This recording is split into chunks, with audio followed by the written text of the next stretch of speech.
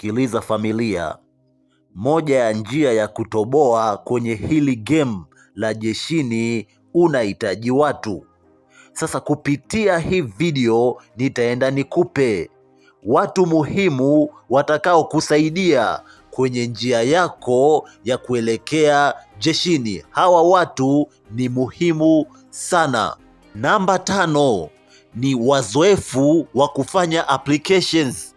Kwa mfano, stationari yenye uzoefu wa kufanya maombi ya ajira au nafasi mbalimbali. Kwa nini nasema stationari yenye uzoefu? Ukienda stationari yenye uzoefu wa kufanya applications mbalimbali, ni rahisi kukusaidia wewe kutuma maombi kwa usahihi unaotakiwa. Namba 4 ni waliopo kwenye mfumo.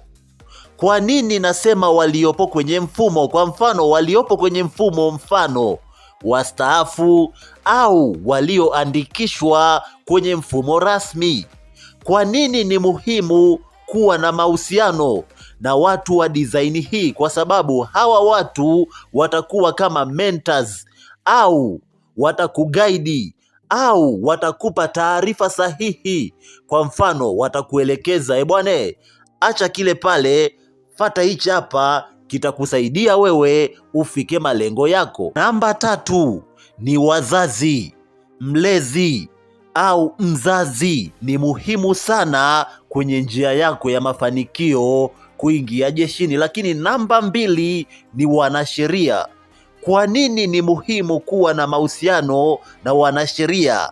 Hawa hapa watakusaidia wakati wa nyaraka au kuhakiki nyaraka. Lakini namba 1 ni wataalam wa afya. Wataalam wa afya, kwa mfano madaktari, lengo ni kukushauri kuhusu mambo yanayohusu afya yako. Bwana, ni lazima bwana kuhakikisha afya yako inakuwa salama. Lakini kubwa zaidi ya vyote ni kuwa karibu na Mungu wako. Bwana, Mungu ni muhimu.